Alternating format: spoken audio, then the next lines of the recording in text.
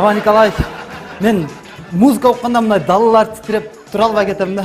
Даллар, ты в жизни не укружи, неудачники, танцевать вообще не умеешь. Весь кайф мне сломал. Чё, приперся-то? Короче, я пришел, Роман Николаевич.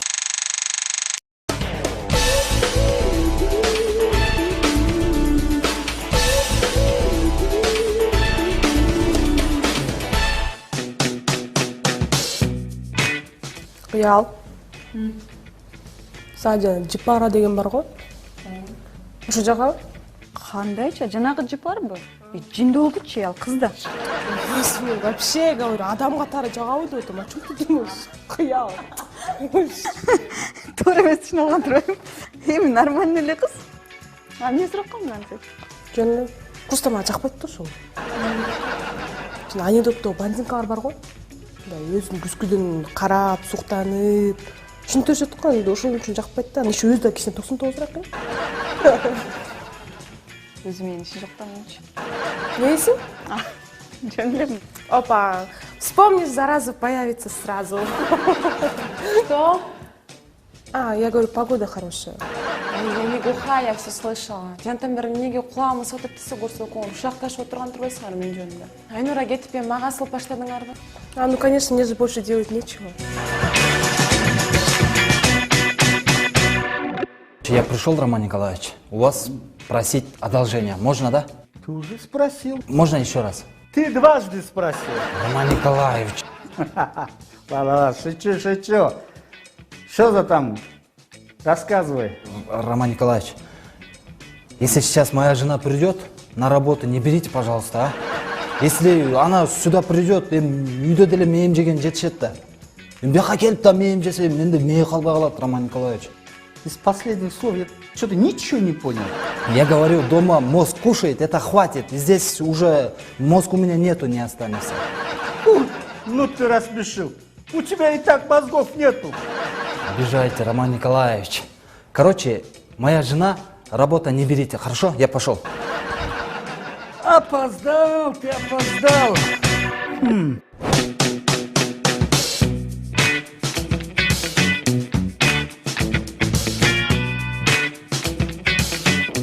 Здравствуйте. А вы ко мне, леди? Да. Слушаю вас. Я сейчас, Азер. Здравствуйте, можно? Я хочу устроиться на работу к вам. Вот мое резюме. Вы должны меня обязательно взять на работу. Почему это обязательно? Потому что будет плохо. Если будет плохо, звоните в скорую, мы же вам не больница. Нет, вы меня не поняли. Не мне будет плохо, а вам будет плохо. С чего взяли, что это мне будет плохо? Ну, знаете, я знаю ваш секрет. Гордый орел. Все. Кем же вы хотите устроиться? Ну, главное, не швабра, не тряпка, не ШПРГ, пожалуйста.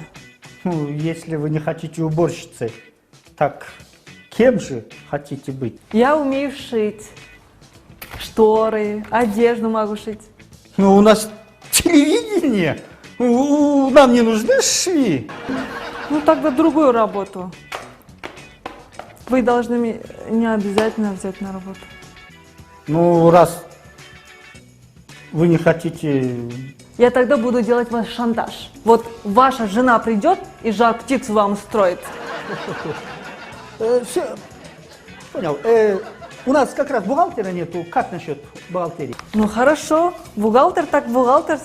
Спасибо вам, Роман Сергеевич. Сергеевич? Ой, извините, Алексеевич. Алексеевич, да, никто мое отчество не путал.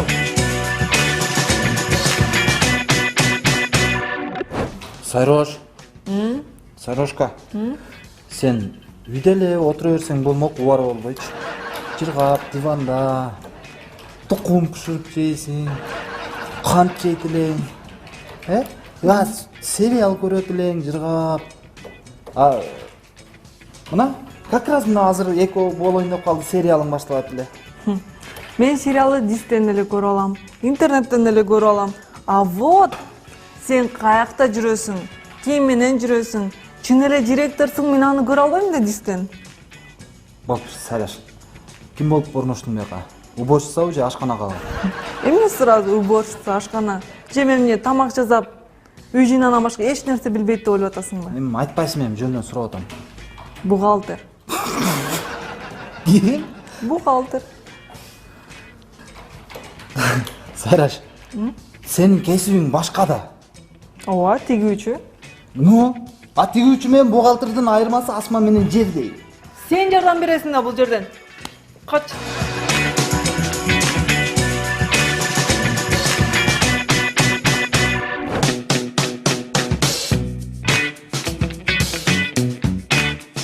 За какие мои грехи, Роман Николаевич, говорите, а? Ну, если ты это считаешь наказанием, то за то, что ты мне до сих пор мою жар-птицу не нашел. И подожди, ты же мне в прошлый раз говорил, что у тебя 5 детей, типа того. Мен анту айткан эмесмин, Роман Николаевич. Я говорил, вот 5 детей будет, Роман Николаевич, когда она родится. А что мне теперь делать, Роман Николаевич, а? Что мне теперь там дома она есть, а здесь она есть, а мне надо же, мне Сергиткенство, отдыхать. Отдыхать? Ты что, на работу отдыхать приходишь? Ты дурак. Не, Роман Николаевич, вы неправильно поняли. Вот, когда я на работе, да, это Сергиткенство, понимаете? Слушай, ты там еще какое-то Сергиткенство, что ли? Это мозг. А Сергиткенство это приветривал. Нет. Ветер дует. Ну, сквозняк надо, мозги, понимаете? Ветер дует? Ну, как вам объяснить? Она дома мозги кушает, а здесь не ветер дует. Сквозняк, хорошо. У тебя мозгов нету, поэтому у тебя там ветер, сквозняк. Будем считать, что я тебя понял.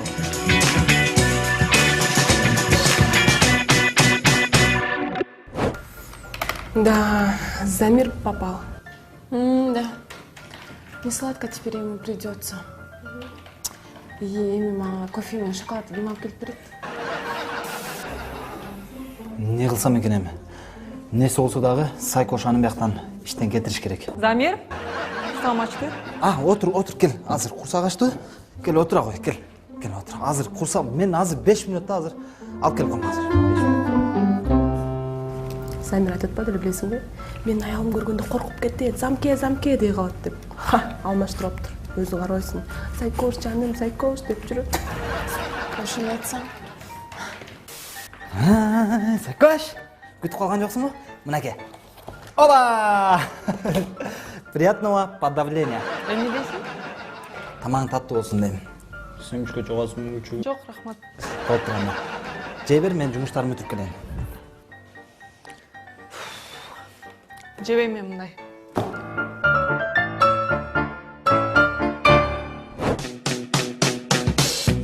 Кыздар, эгерде силер алтын балык кармабасаңар, мындай эмнетилек айтмагылыңар.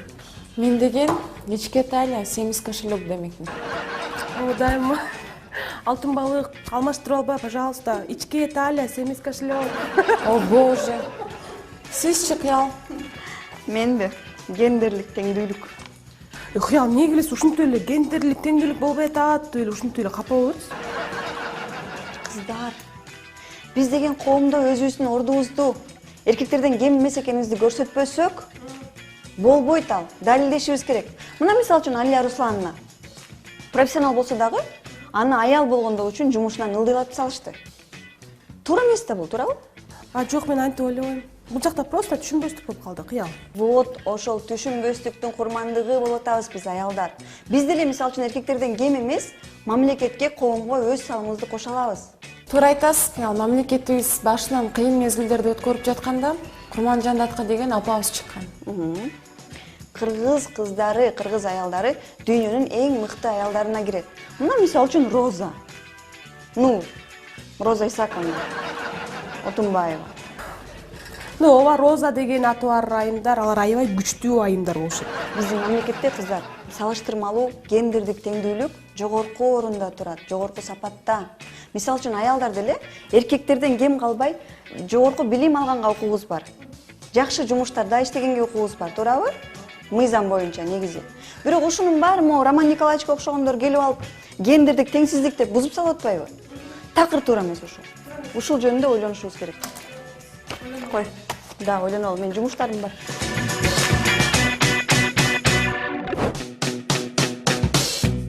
Кыздар эке.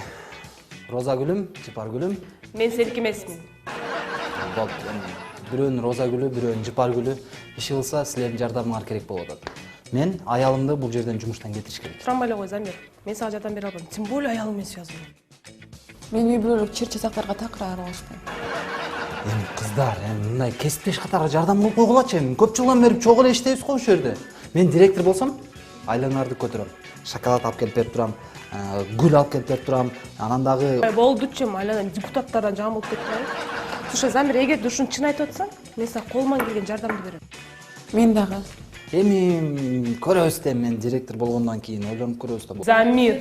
Тамаша кыздар. Ну как ты докажешь, что ты не обманешь и сдержишь свое слово насчет зарплаты? Эми кантип далилдейм?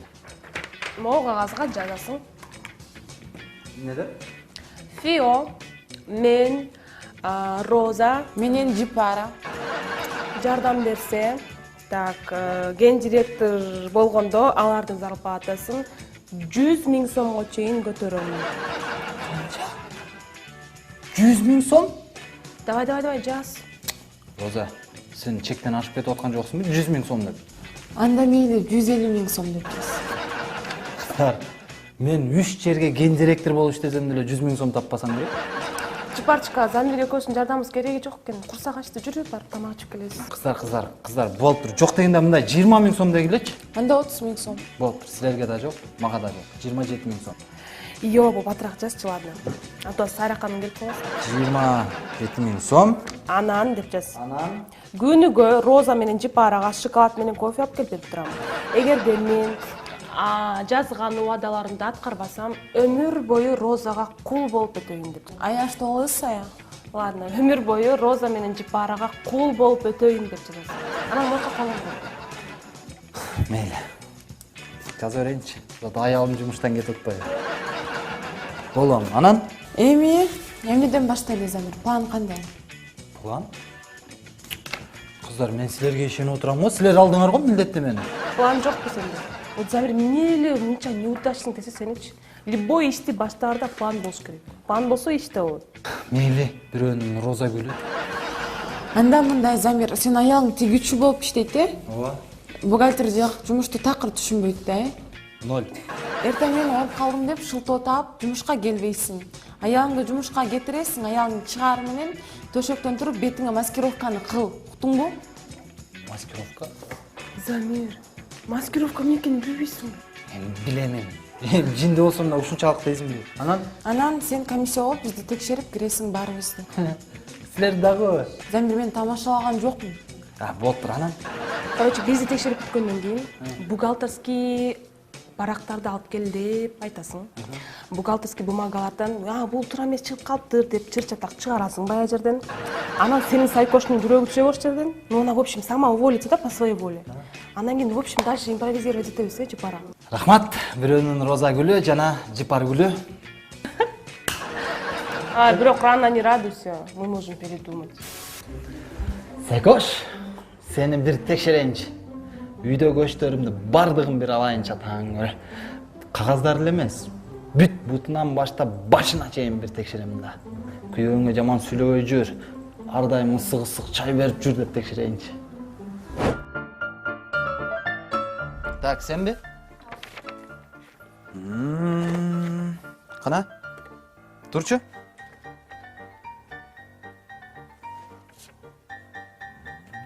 Отур. Кайра тур. Нары карачы. Мындайдан турчу капталына. Жакшы, отур. Муну окуп көрчү. Мына жерден. Ар бир жазык фантазиядан чыгат дейт Александра. Кээ бир идея көп убакытта бышып жетилет, кээ бир болсо ойлонбогон жерден пайда болот. Илхам ар түрдүү сүрөттөрдөн кыздары жакшы көргөн мультфильмдерди. Болду, рахмат. Жигитиң барбы? Жок. Жигитиң жокпу? Күйөөңчү? Күйөөм да жок. Жана эле айтпайт белем ошентип. Сени ишке алабыз, болду. Болуптур, эртеңден баштап ишке келе бересиң. Неме анан айлык 750 сом макулсуңбу? Макул.